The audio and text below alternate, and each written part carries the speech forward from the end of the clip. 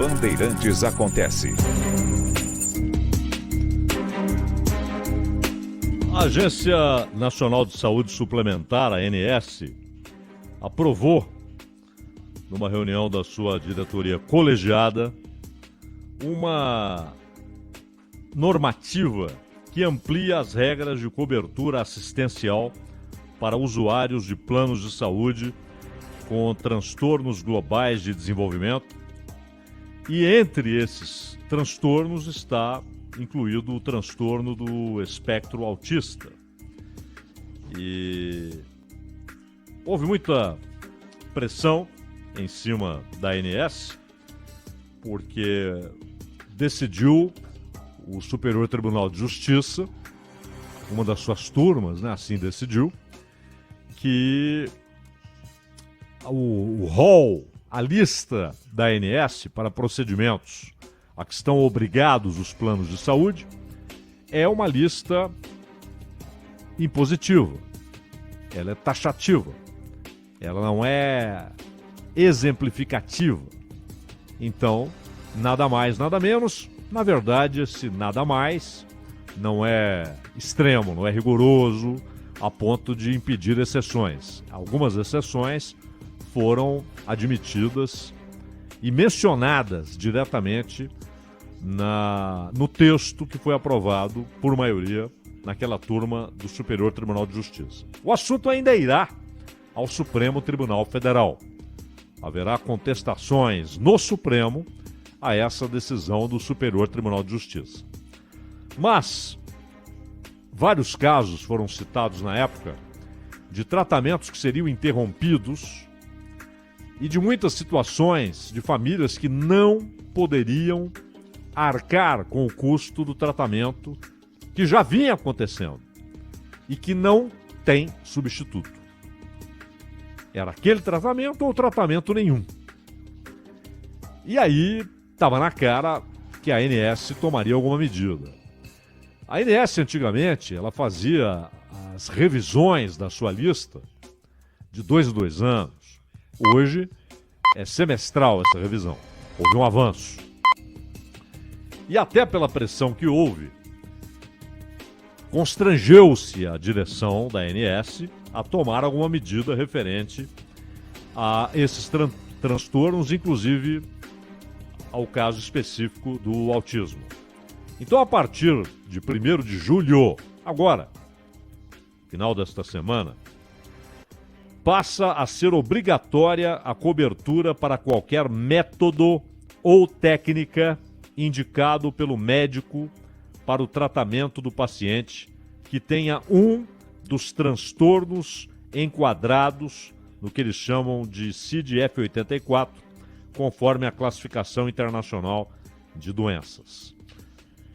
A ANS, nessa normativa, ajustou o anexo 2 do seu rol, né, da sua lista de procedimentos, para que as sessões ilimitadas,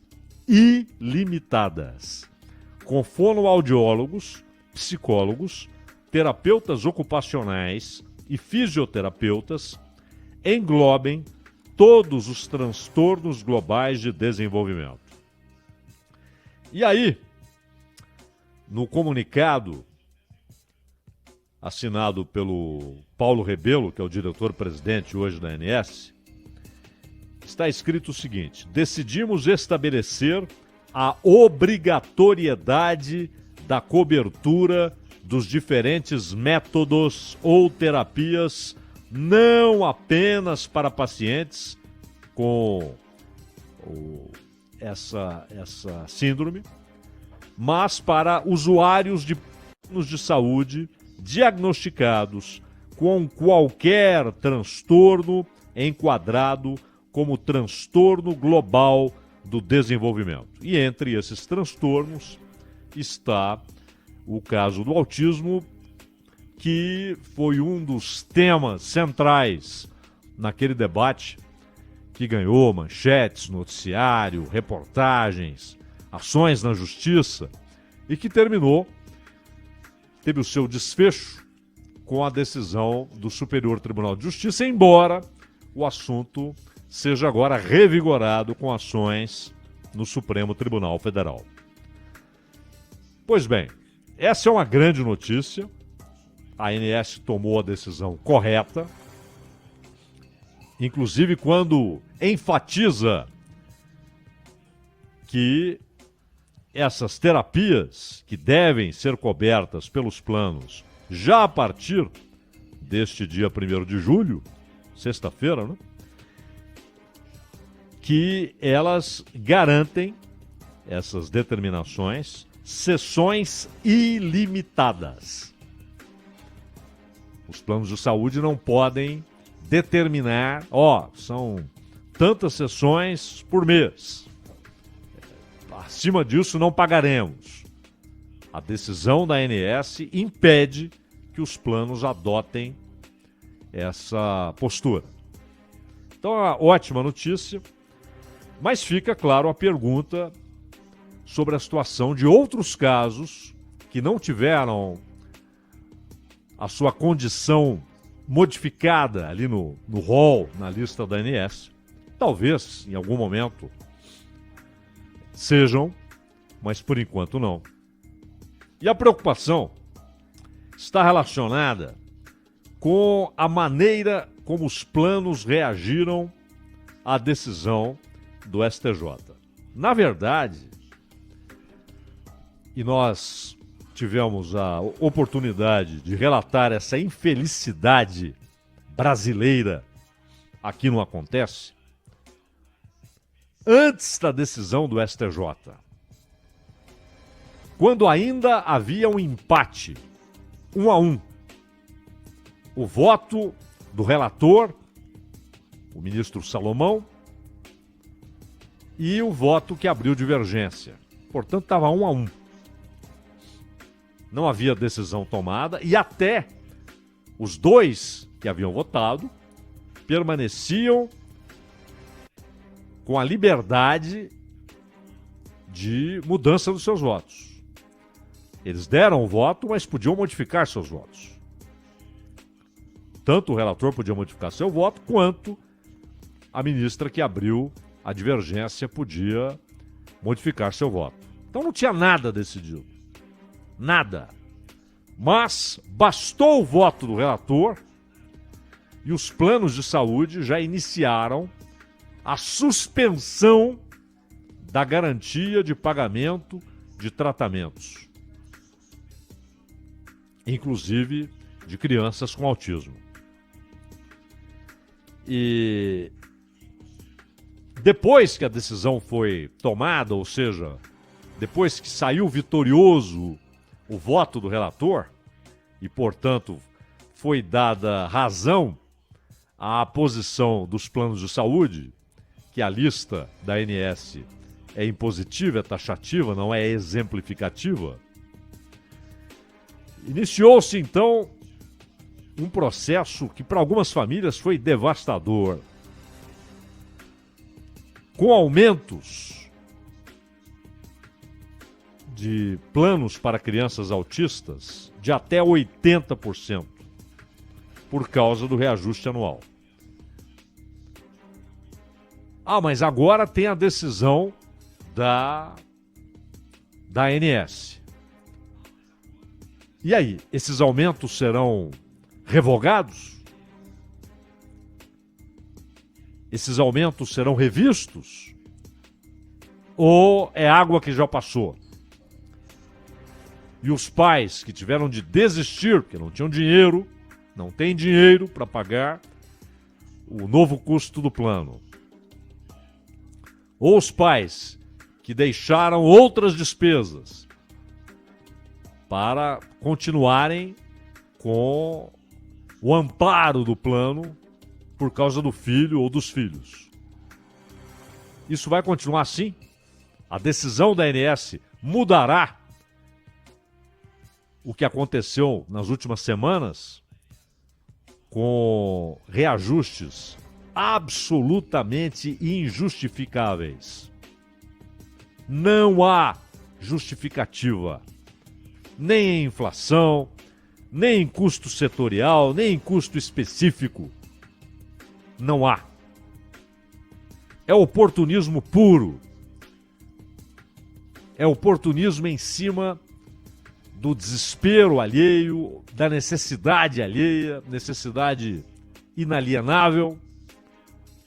Não é algo que a pessoa possa adiar, esquecer. É a saúde de um filho, de uma filha. O UOL fez inclusive uma reportagem e os seus repórteres conversaram com 3 mães que afirmam que o plano de saúde da Unimed teve um aumento de 79%, passando de R$ 385,67 para R$ 689,65. Isso para os filhos dessas senhoras, crianças com idades ali entre 5 e 7 anos. Ou seja, não é um gasto adiável, cancelável, não é uma viagem, não é a compra de um bem. Deixa para depois, quando eu puder, quando for possível. É a saúde de filhos. A empresa diz que o aumento está de acordo com o contrato. Então tá tudo bem, não é? Como se o contrato fosse um documento onde a justiça, a equidade, a moralidade, a consideração humanitária estejam inevitavelmente garantidos. Claro, sempre considerando que plano de saúde não é uma associação beneficente, é uma empresa. Tem de ganhar dinheiro, tem de ter lucro, senão ela fecha as portas. Isso é óbvio. Isso não está em discussão. Agora, ao mesmo tempo, a realidade do país, que tem um conceito de saúde pública muito bom, materializado no SUS, um conceito que foi formulado na Constituição. A ideia é muito boa, a maneira como ele se desenvolveu não é ruim, inclusive a consideração de que o município, ou seja, o agente municipal, o último a receber os recursos, deve ter liberdade para escolher prioridades, porque o atendimento é ali no município, né? Tudo se dá no município, né? Então, o SUS é uma grande ideia e claro, é preciso ter mais recursos, é preciso combater fraudes, é preciso combater roubalheiras, é preciso atender onde hoje não há um atendimento decente, onde não há atendimento algum. É algo a ser aprimorado, melhorado, desenvolvido. Mas a ideia que o norteia e que dá base à existência do SUS é muito boa. Só que um país onde a população está cada vez mais empobrecida, onde a perda de renda é um movimento constante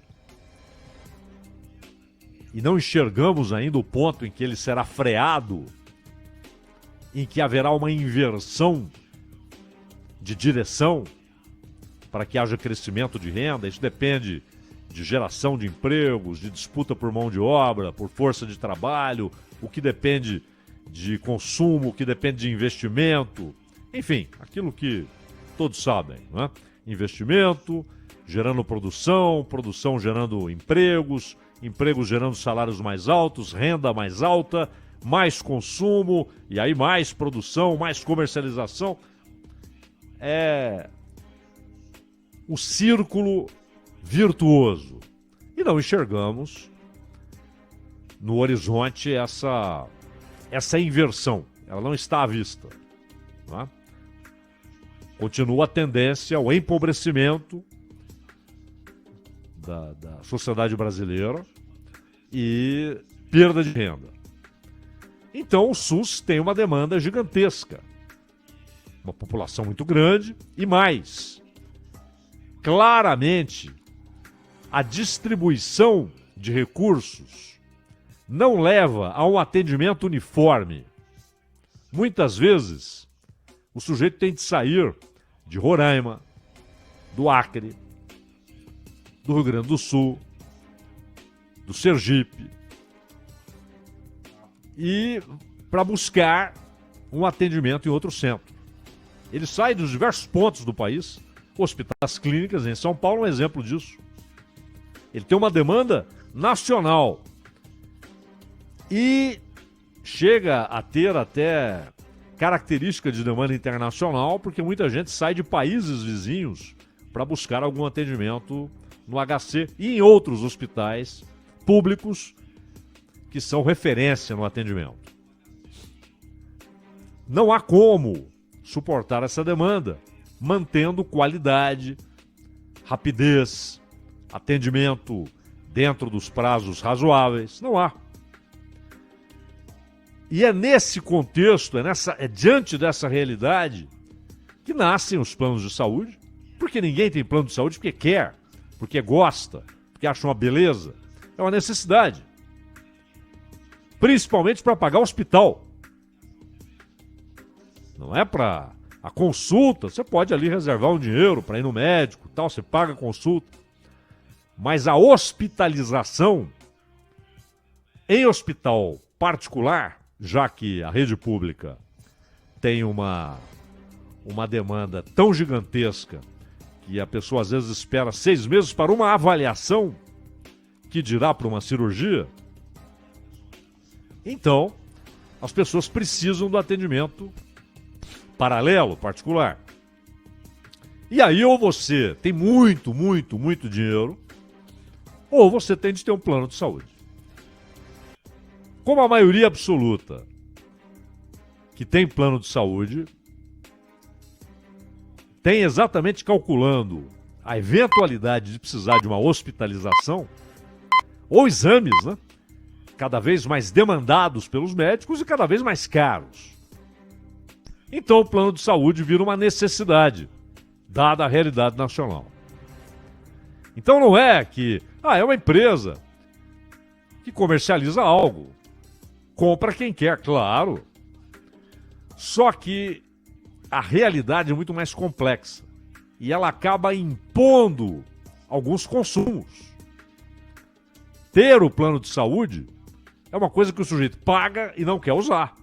E o plano fornece, mas não quer que você use. Se ninguém usar, todos ficam felizes. Mas não é assim. Por quê? As pessoas precisam de atendimento médico, de exames e, eventualmente, de hospitalizações, de recursos que elas não têm como adquirir sem um plano de saúde. Elas não têm acesso a esses recursos hospitalares, laboratoriais, etc., sem o plano de saúde. Elas não têm dinheiro para isso. Então é nesse contexto, é nessa realidade que os planos se movem. E sentem-se muito à vontade para reajustes acima da inflação, reajustes gigantescos e sempre com a forcinha da ANS. Sempre com o apoio da ANS. Pronta. Sempre pronta para dizer sim às reivindicações dos planos.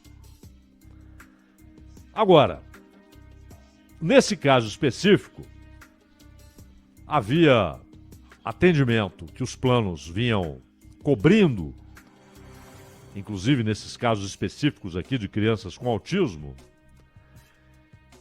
e que levou alguns a já suspenderem aquela garantia de cobertura quando ainda não havia decisão do STJ.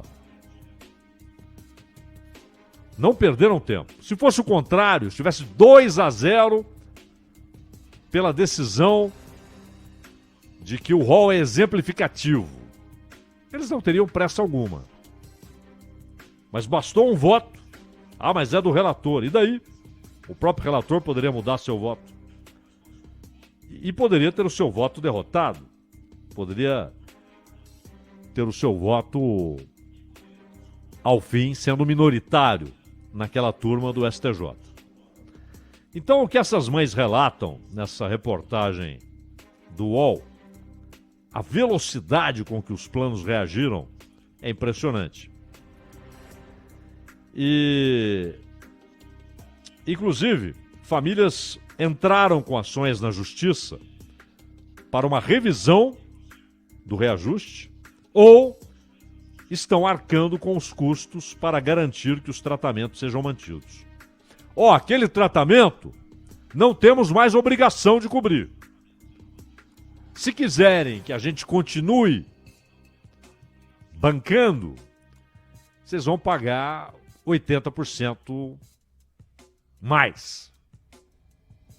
Se não quiserem, suspendemos o tratamento. Vocês não pagam mais, mas a gente não tem mais nada com isso. O parâmetro moral desaparece. A situação daquelas crianças, porque não é um tratamento qualquer, não é alguém que quebrou o pé. É uma coisa com a qual a pessoa e a família conviverão a vida inteira. E para alguns tratamentos não há alternativa. Não há terapia substituta. E nessa reportagem do UOL há o depoimento de uma senhora, Camila, de São Paulo. Ela é mãe do Raul. Raul tem 5 anos e tem espectro autista. Em abril, a senhora Camila recebeu um comunicado. Olha, o plano vai ficar 80% mais caro.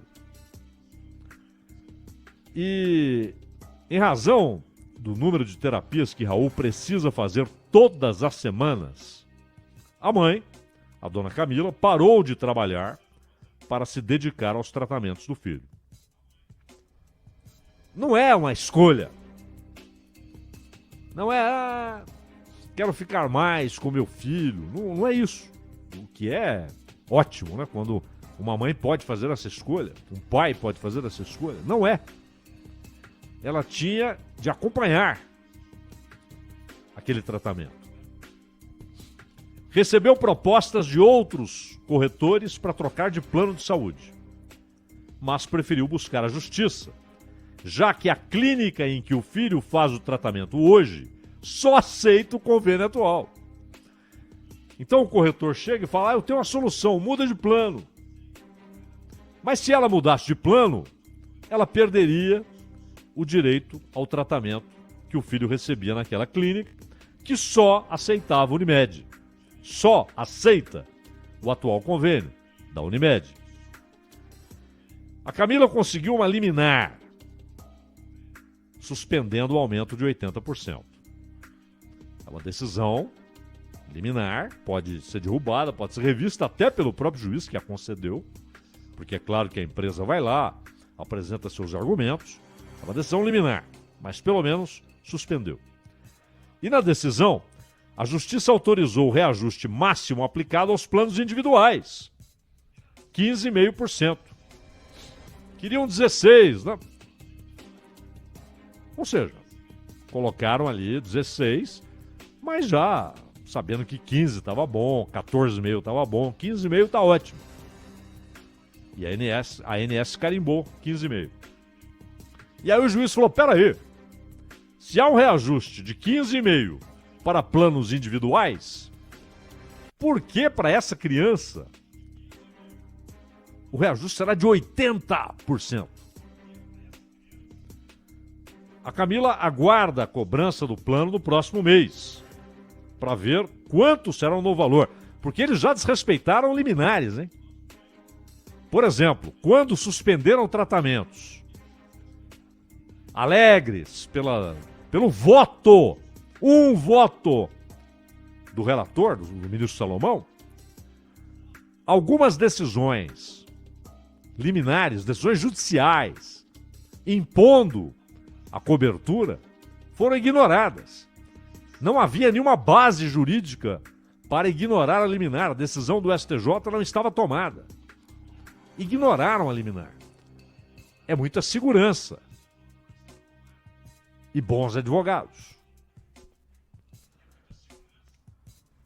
Então, a Camila disse que pagou o valor mais alto em maio e junho para um plano básico com enfermaria. É um plano muito limitado e nunca tinha tido um reajuste tão alto. O ano passado foi de 7,51. Agora, 80%. E aí o juiz falou, não, 15,5%. Mas ela não sabe se a liminar vai ser sustentada, se vai ser revista, se virará uma decisão definitiva, se o plano respeitará a liminar. E ela disse que ela e seu marido, o Tiago, iam contratar um plano de saúde para a filha mais velha, mas desistiram, já que o aumento do plano do filho mais novo, o Raul, deixou a situação financeira ainda mais apertada. Eles não podem pagar plano para os 2 filhos.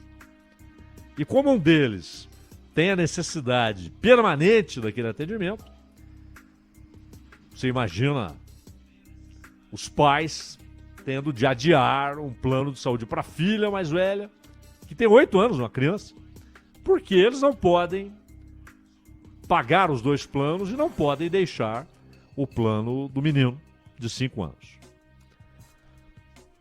Por e-mail, a Qualicorp, empresa que administra o plano do Raul, da criança, diz que tentou negociar o menor valor de reajuste possível. E no e-mail enviado a Camila, a Qualicorp afirmou: neste ano, apesar de todos os esforços da sua administradora de benefícios, na tentativa de negociar o menor índice possível, sua operadora definiu o percentual de 80%. Uma outra senhora, motorista de aplicativo, Elísia, também sofreu um reajuste de 80% no plano de seu filho Pietro, de 7 anos. Ela também foi bater na porta do judiciário. Entrou com um processo para rever os custos que ficaram muito altos. Só que, diferentemente do que aconteceu com a dona Camila, no caso da dona Elísia, ainda não houve decisão judicial. Nem liminar, nada. Por enquanto está lá 80% que o plano de saúde determinou no reajuste. 80%. Olha que quando subiram os valores dos planos individuais em 15,5%, todo mundo olhou e falou, isso é um absurdo. Imagina 80%. E aí o que ela disse? Ou ela paga o advogado, ou ela paga o plano. Precisava ter feito o pagamento no dia 20 de junho, mas só vou conseguir no final do mês. Fica impossível pagar as duas coisas com aumento de 80%. Ou pago o advogado para manter a ação, ou pago o plano. E ela disse que buscou outro plano, mas não conseguiu a troca ao dizer que o filho é uma criança autista. Eu tentei migrar para outra operadora e falaram que não tinha muito o que fazer. Diziam que não era viável fazer a troca, principalmente quando ela dizia que o filho tem autismo. E aí, como é que é isso? É o plano de saúde dizendo, não queremos, porque a criança tem autismo? Eles que já estão evitando planos individuais, né? Querem que acabe o plano individual, que é o que tem a intromissão da ANS para definição de reajustes. Os coletivos, à vontade. E, bom, como o tempo passa rápido, só um último